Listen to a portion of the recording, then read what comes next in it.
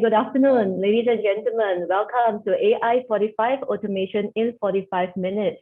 This is a webinar organized by SSI Schaefer Asia, where we discuss and share some of the latest logistics solutions, trends, and best practices in automation and improving our warehouse performance and operation.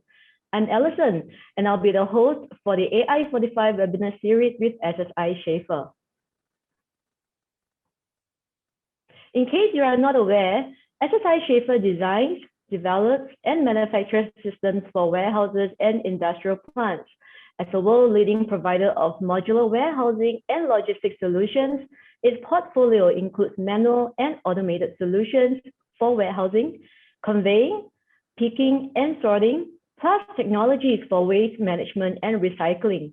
In addition, SSI Schaefer is also a leading provider of modular software for in-house material flow. With over 83 years of experience, you can find SSI Schaefer across 6 continents. The headquarters is based in Germany, and the regional office for Asia Pacific and Middle Eastern Asia is based in Singapore. A short drive across the causeway, you can see the SSI Schaefer Asia's own production facility based in Malaysia, Simpang Rangam. On today's webinar topic, cold chain logistics solutions, I'm excited to have a special guest, Mr. Harvey Grewal, who is the Chief Automation and Operations Consultant from Orca Cold Chain Solutions in the Philippines.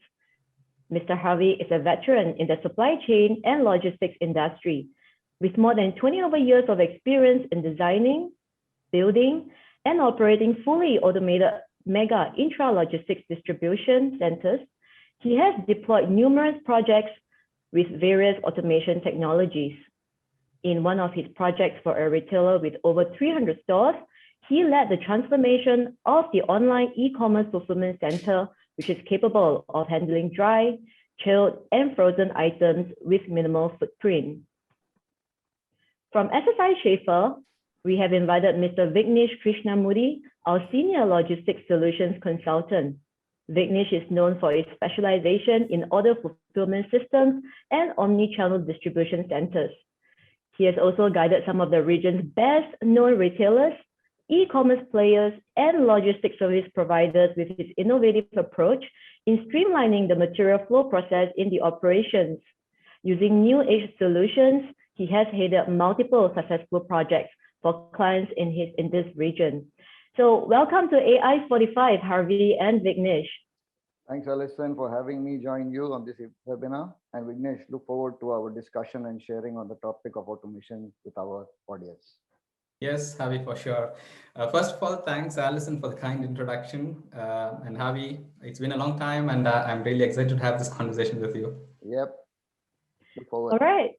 So let's start, yeah? So, with the recent pandemic taking a toll on the economy and human life, we have seen a lot of businesses, responding to the situation differently. Many companies have set up short-term crisis management solutions in the hope to safeguard their operation and at the same time to look after their workers' safety. So in 2020, Orca and SSI Schaefer collaborated to install the nation's first smart warehouse in Taguig, Philippines. The warehouse is the first red-clad automated cold chain facility in the Philippines. This 8,000 square meter automated facility is standing at 45 meters high and is capable of processing up to 4,800 pallets per day with close to 20,000 pallet locations. This tremendous feat of success didn't come easy. So moving ahead, we really look back at how such a remarkable facility is now supporting the Philippines cold chain logistics industry. So before we start, going into the details of the facility, I have a question for Harvey.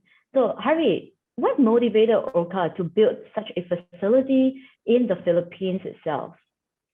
Well, Alison, it was the vision of our president and CEO, Gary Kosikin, to provide our clients a one-stop solution through a network of innovative cold chain infrastructures leveraging on automation and technology spread across the Philippines, providing an end-to-end services. If you go to the next slide, some of the, based on the data that we gathered, Even though the cold storage industry has been growing at a CAGR of 9.3%, there is still insufficient and poor quality cold chain infrastructure, endangering the food security based, if you look at the slide, based on the ranking for Philippines, Right. And, with such a market situation and the challenges itself, were there some opportunities that OCAR has seen and has, really leveraged on? Yes. The Philippines actually has a young, fast growing and a highly urbanized population with a strong preference for meat, seafood, and lifestyle products. The demographics and rising income of the Philippines signify a promising market for consumer-oriented goods such as dairy, nuts, prepared food, beverages, and horticulture goods. All these products actually rely on cold chain logistics.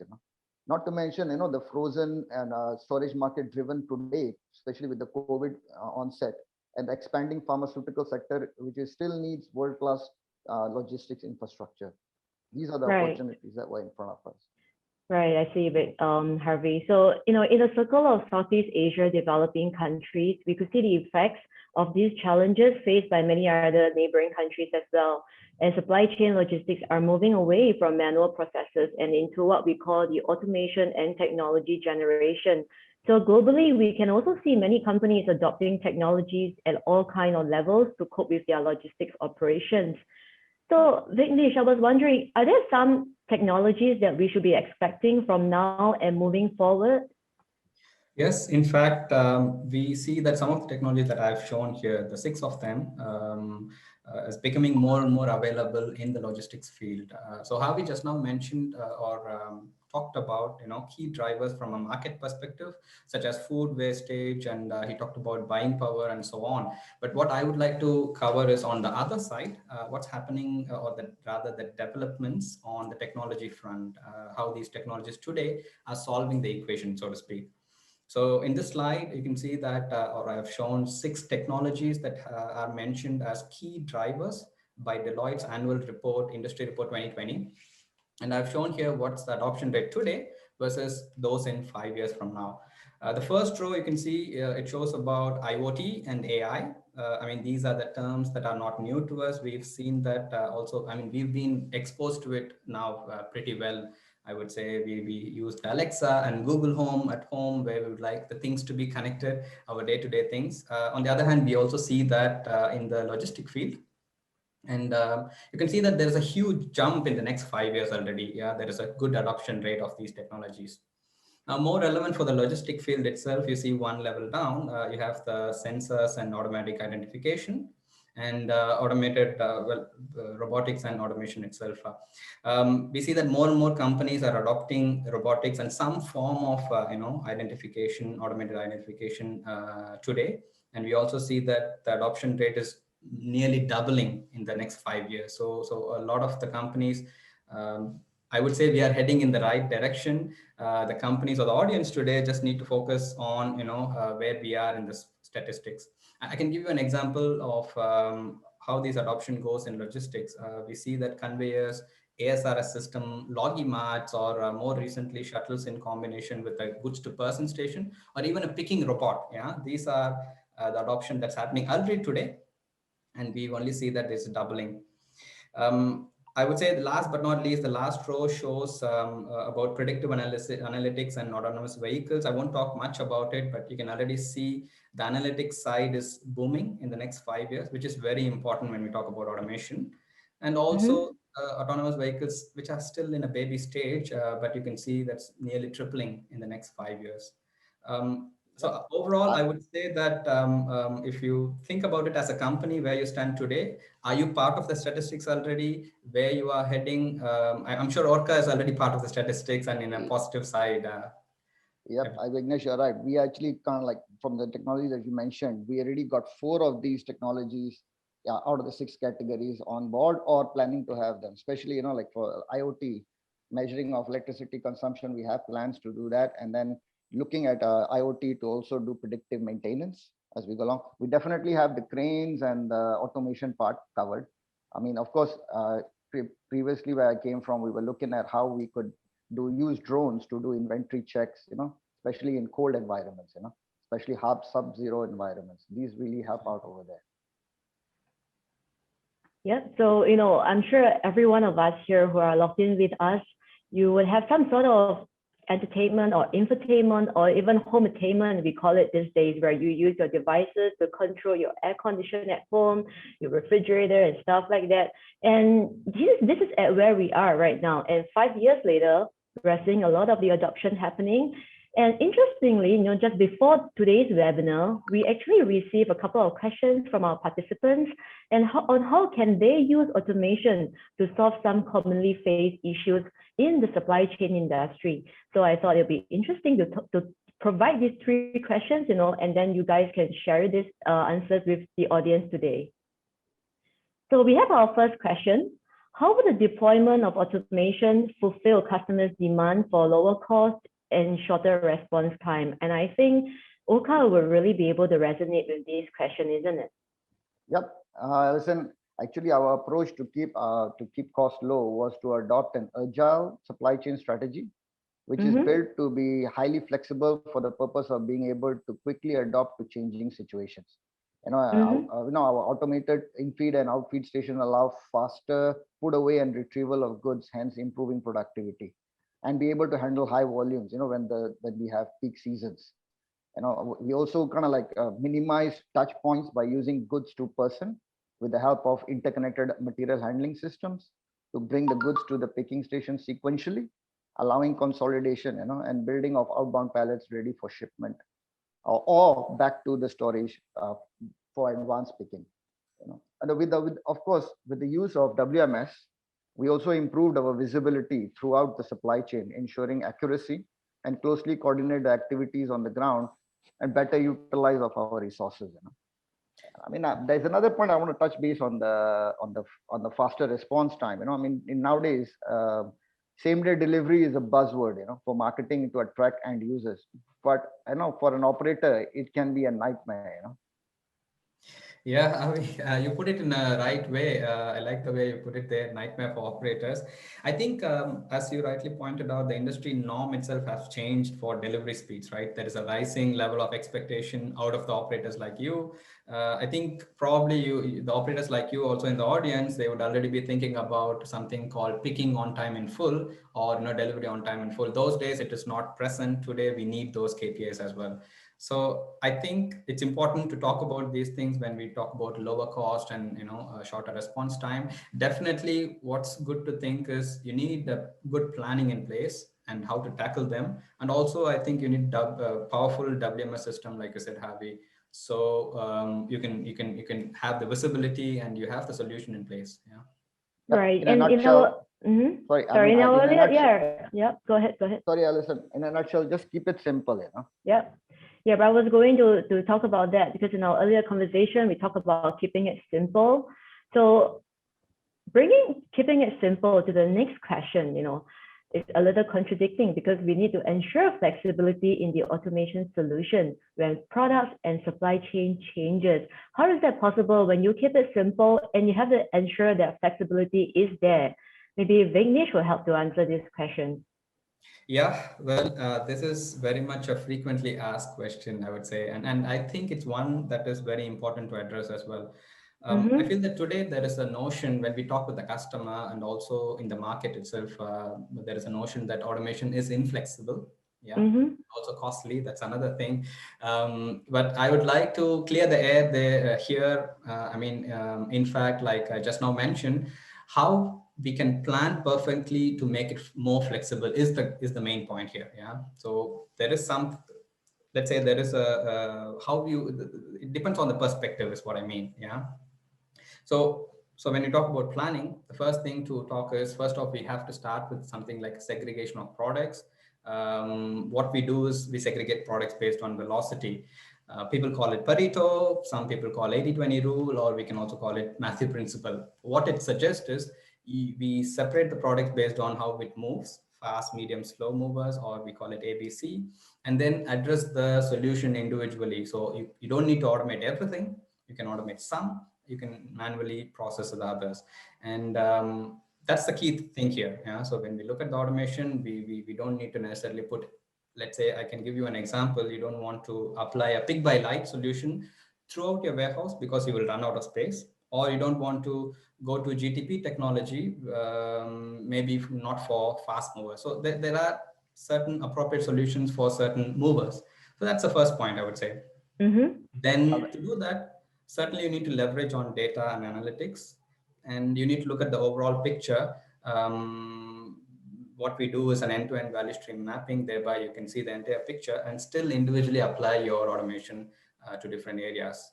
So I think this is how you can make it probably flexible. Yeah. I agree with Vignesh over there, but I think for flexibility, you got to be able to leverage on your data analytics. Definitely do your categorizing your products that you want to handle, because you got to make sure that you can put the automation where the real pain points are, but not to forget the people. The people are the ones that really can enable flexibility. You got to make sure that your staff is able to handle the changes coming along the way, to be able to use automation to take care of the changes in volume. Right. So, so I guess our solutions is simple and it's also flexible at the same time, Vignesh and Harvey. Right. So then it brings us to the next and the last question here. This is a pretty big question, so I will keep it open for the both of you to share. How do we balance capital investment to profitability in measuring the solutions for cold chain itself? So Harvey. Okay, so basically, people always talk about, the buzzwords for investments are always capital expenditure, capex versus ROI and all that. But I would like to say, look, in order as a stakeholder or as an investor into it, you got to be managing your investing cost, making sound strategic investment decisions is absolutely critical. To do this, your company must have at least a full perspective of an end-to-end view of the supply chain, to have a clear market strategy of what your expansion plans are going to be like, analyze your end-to-end supply chain using real-time and historical data, forecast, projections, what-if scenarios, visualize your entire end-to-end network and accurately assess your cost in different areas, of investment, transportation, procurement, production, inventory, and others.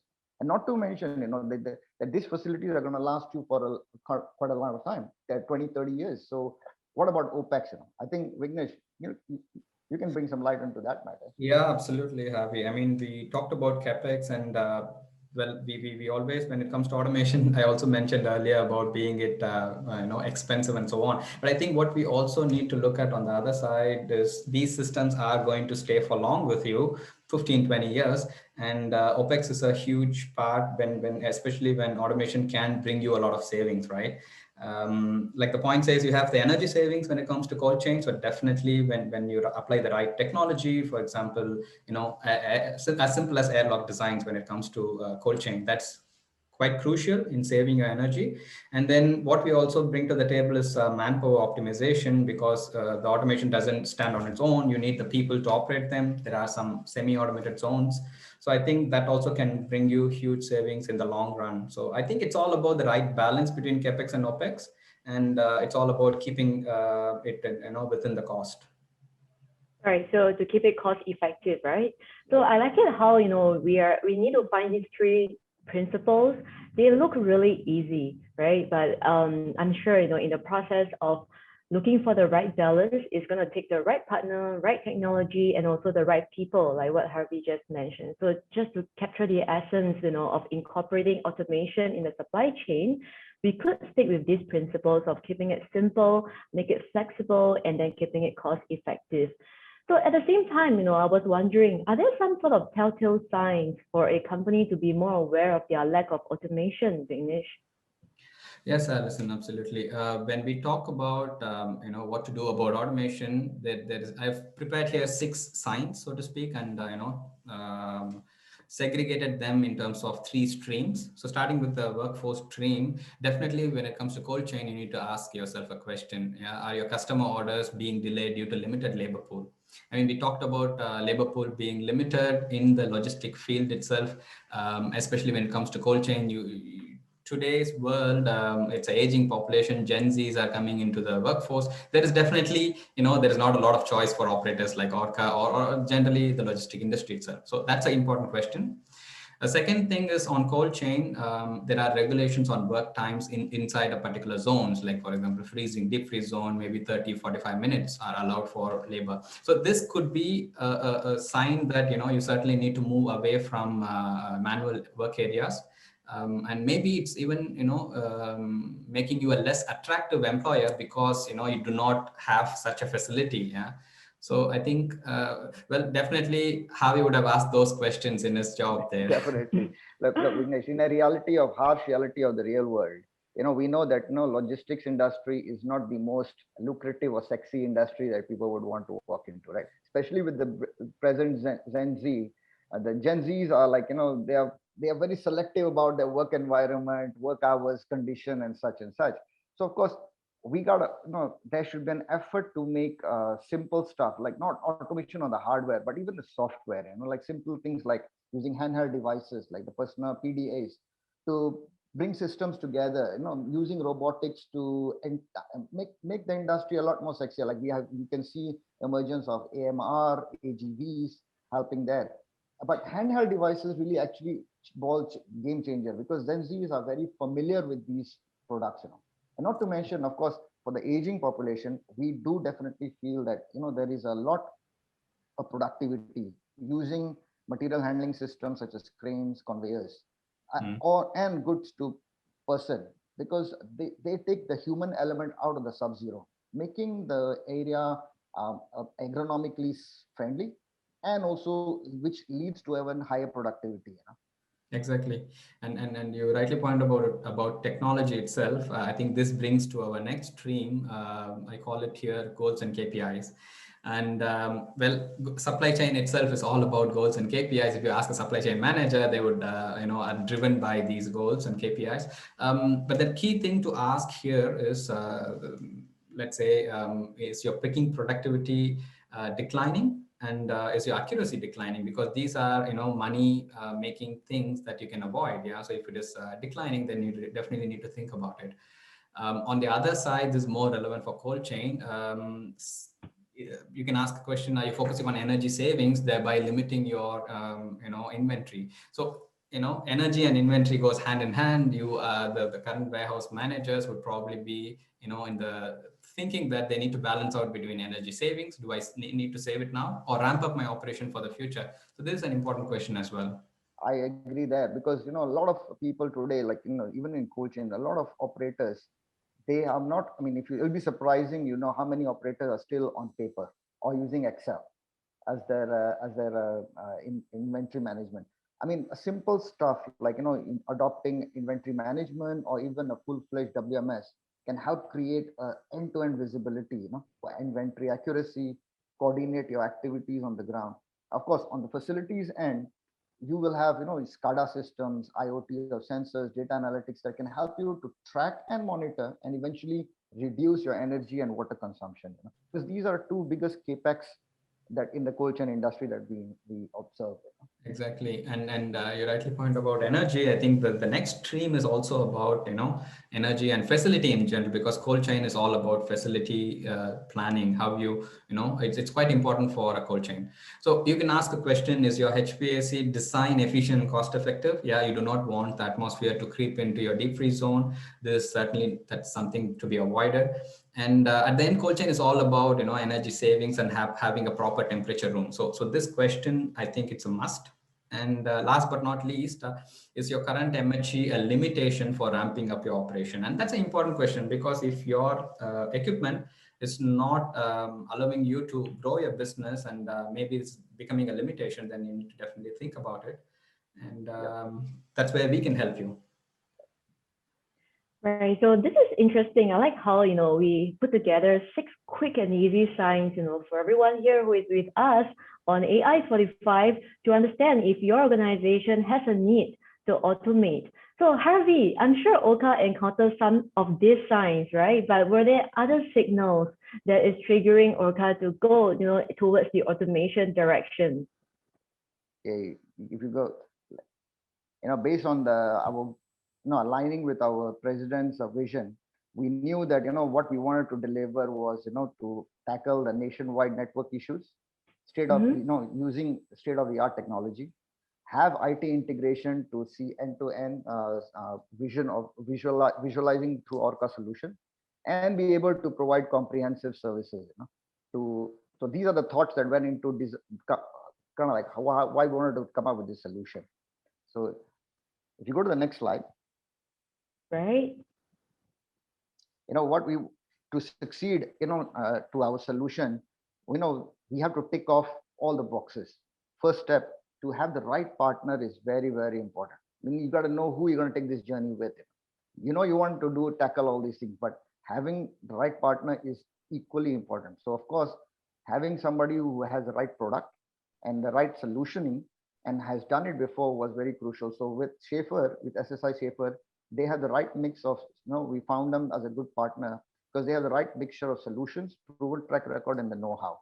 The second part is having the right people on board from day one, especially with stakeholders. You got to be ensure that your stakeholders know very well what's going on. You have your project management office set up, your committee, all the chairing committees set up.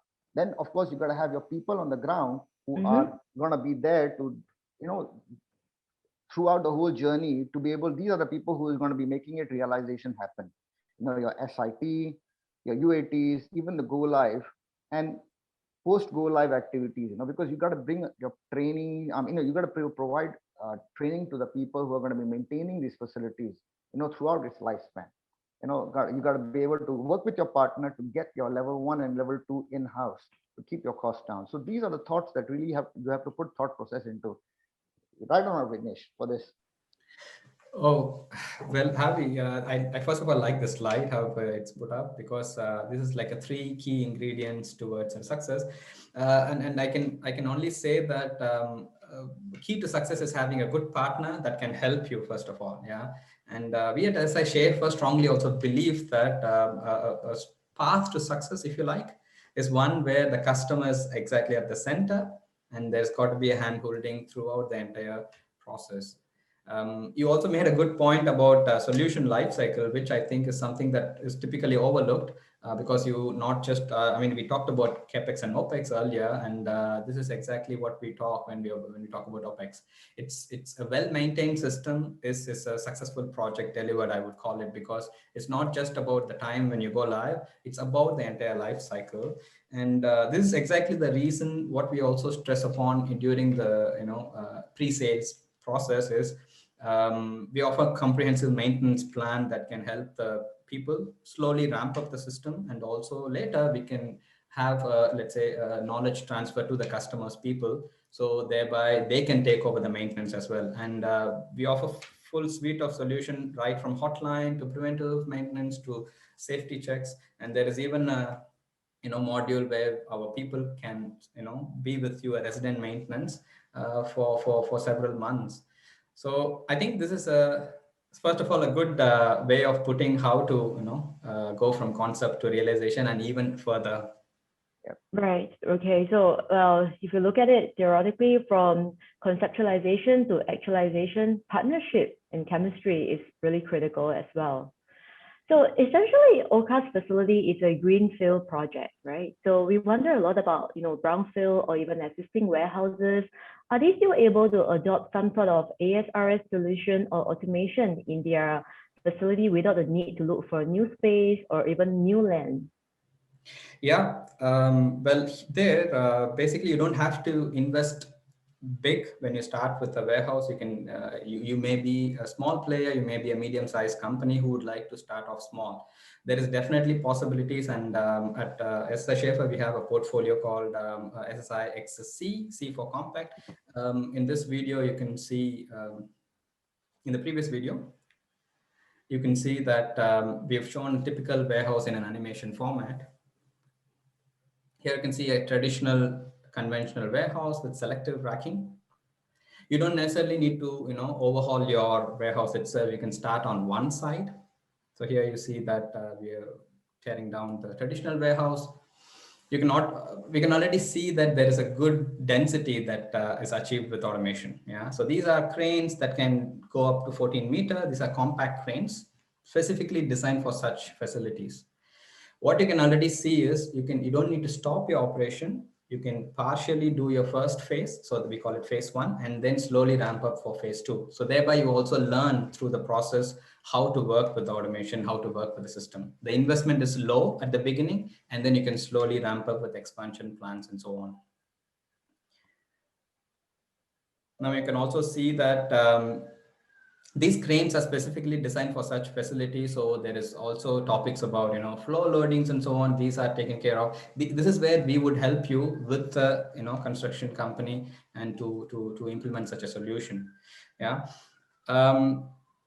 So I want to talk more about the technology itself. We all know ASRS is a well-known technology. So I think what we saw just now is an animation where we do from small to big. But I think the more interesting part, how we can tell you how we have done it for them.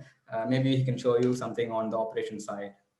Hey, let me bring you to the tour of our facility. So like over here, if you can see, this is what we delivered in a nutshell.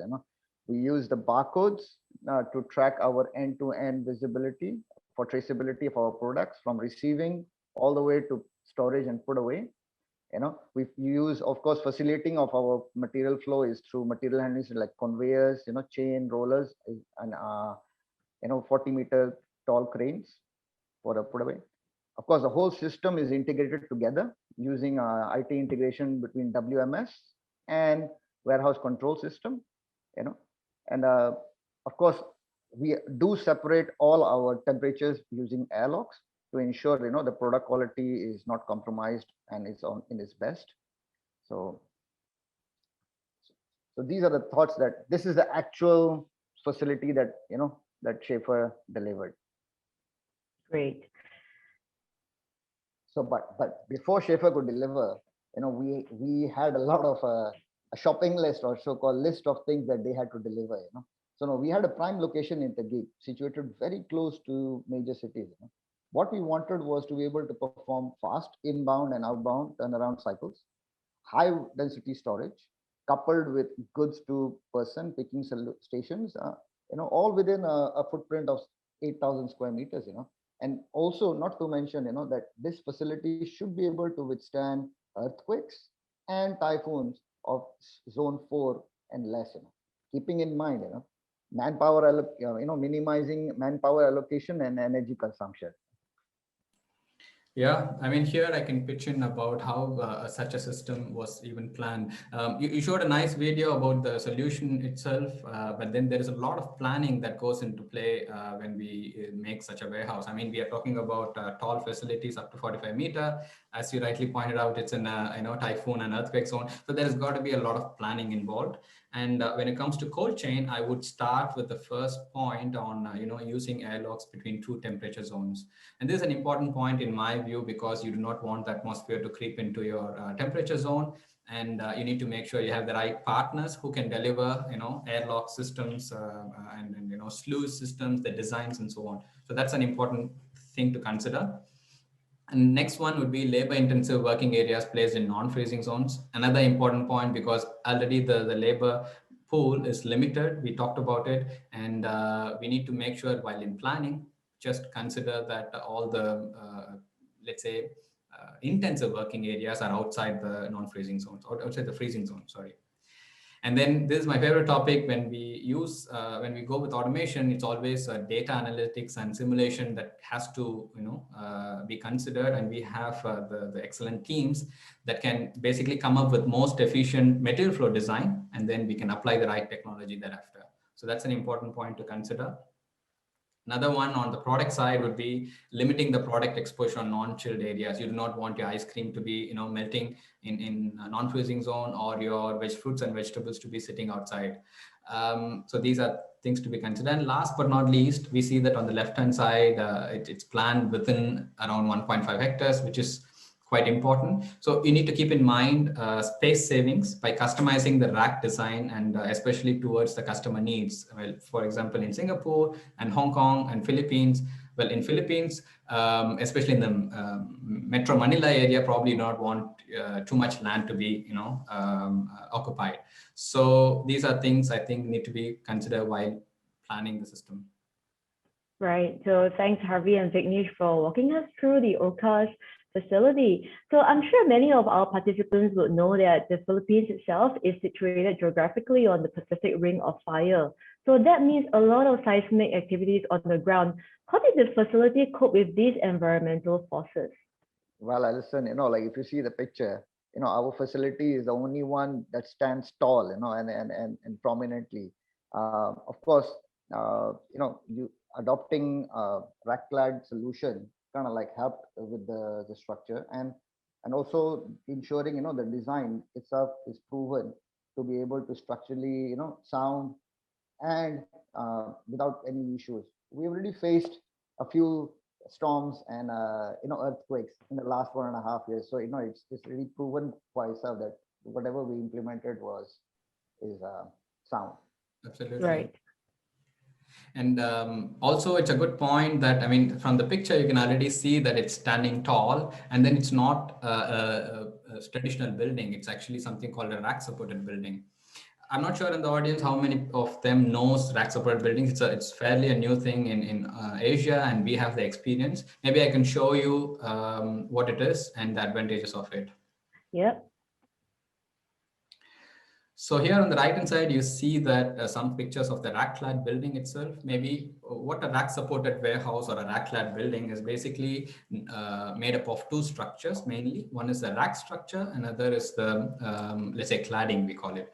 And racking itself, you can imagine a real life example as a skeleton. Yeah, it stands on its own, and it is the main structure that keeps up the warehouse. Now you have the cladding, which is more like a skin, I would call it. Well, it protects you from, let's say, outside environment. In some cases, it could be, temperature environment. In some cases, it could be typhoons and so on. So this is the layman perspective of it. Now, what are the advantages? You could see the first point, it is basically utilizing rack structure to carry the roof and wall panels. So basically you do not need a separate concrete structure. So thereby saving you a lot of cost. You also need to keep in mind the customer requirement. Yeah. So for example, the panels itself, it could be an insulated panel, like in the Orca case, where you need deep freezing environments, or it could be a traditional cladding without any temperature, panels. So it has to be tailor-made for requirement. Crucial thing about such warehouses, these are really massive facilities, and you need to have a close collaboration with customers, general contractor. So this is where the experience comes into play. So what we bring to the table is the experience working with different general contractors. We know the pain points, and this is where you need to consider, think of it a lot, because project management for such a facility is a key thing. Yeah. And when you talk about project management, project duration is very important. And for customers in Asia, there is always project duration. That is the key thing. We understand that. Basically, when you talk about such warehouses, you do not have two different things going on. One is the building. You do not need to wait for the building to be complete before you enter. You can already do things parallelly. Yeah. Last point on advantage, I would say, and this is a key point in my view from a logistic perspective. From a traditional warehouse, you have the pillars, and when we talk about 45 meters, you're going to have 2-meter pillars. So here you do not need that, and you can win on certain pockets of space and achieve more density. And the steel structure itself is the key thing here that doesn't need pillars. I think, Javi, you've seen that Absolutely, with absolutely. facility. That we had such a tight slot in between of all the existing facilities that having a rack clad kind of like really helped us to have a tall building. And like what Vignesh mentioned, using rack clad was the best solution to make sure that it could, we could erect such a tall structure within that tight confine. And not to mention that this is the same insulated panels that are keeping our temperature in. So it serves two purposes. So you don't incur extra capex costs, and also helps you with your construction timing as well. Right. So Javi, besides the fact that the facility is seismic proof, right? How has deploying such a fully automated material handling system with ASRS helped to free up your manpower allocation and optimize efficiency for Orca? Well, definitely with implementation of automation and technology, we know that, look, we have already reduced our turnaround times. That's already a proven fact. Okay. We have definitely, better utilized our manpower and have seen gains in productivity. By, of course, having the material handling done by automation, We have also gone to reduce damages because you don't have humans handling it now, so that you have less damages now. We have also improved our food quality and safety because we don't double stack using cranes and storage. We put them, each pallet has its own location. And the last, not least, removing the human out of the sub-zero, we have improved the agronomics of the situation.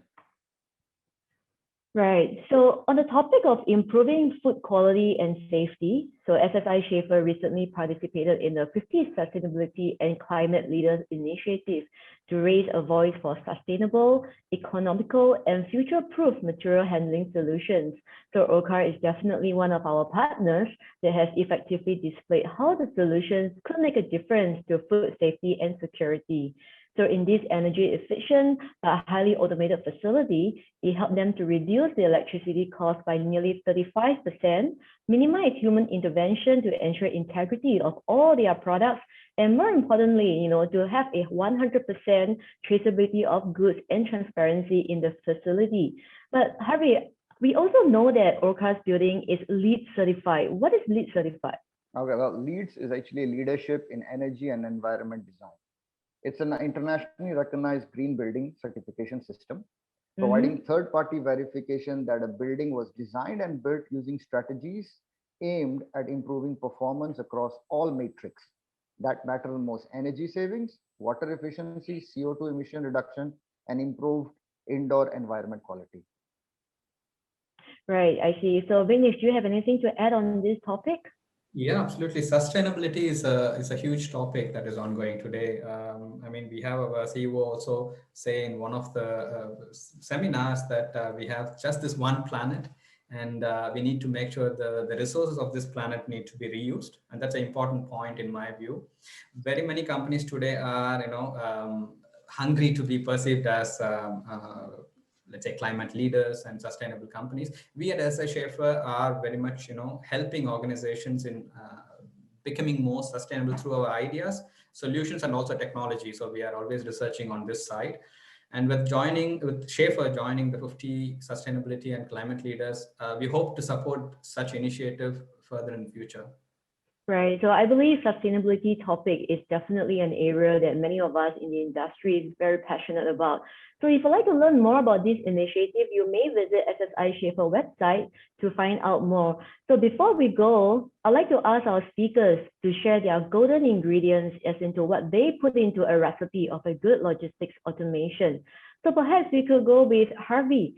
So it's been 1 year into OCAR's operation. So are there some advice that you can share with our audience who might be interested in automating their supply chain operations?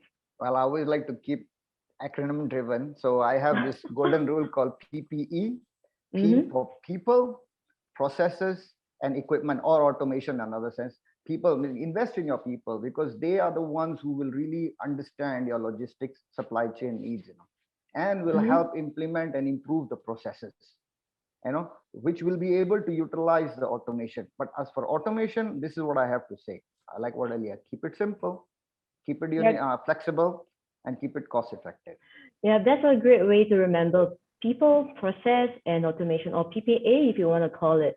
How about Vignesh? What would be your advice for our audience to prepare ahead before they invest in automating their warehouse operation? Yeah, for sure. But before that, I would like to appreciate Harvey's punchline there, which is quite nice. I have my punchline is more even simpler, I would say, form a task force. Yeah. I think at the end, we all know and we all understand, like Harvey also mentioned just now, that people is who makes a big difference. And certainly this will help both the companies make any project a grand success. So I would say form a task force. Right. So to keep it simple, right now, keeping it simple, keeping it universal, and keeping it cost effective, and let's also build a task force. So thank you, Harvey and Vignesh, for a valuable time in joining us on the Automation in 45 Minutes webinar produced by SSI Schaefer Asia. It was incredibly insightful to have heard from the both of you on the topic behind implementing cold chain logistics solutions in today's environment. In our next episode of AI 45 webinar, we will be touching on the topic of designing and building of a rack-clad solution warehouse and the technologies around the infrastructure. So for more information and episodes, please visit ssischaefer.com or subscribe to more webinars on the website. Finally, you can also find us on social media at SSI Schaefer. So that's all we have for today. And thank all of you for spending your Friday with us. So I'll see you in the next session. Goodbye. Thanks, everyone. Goodbye.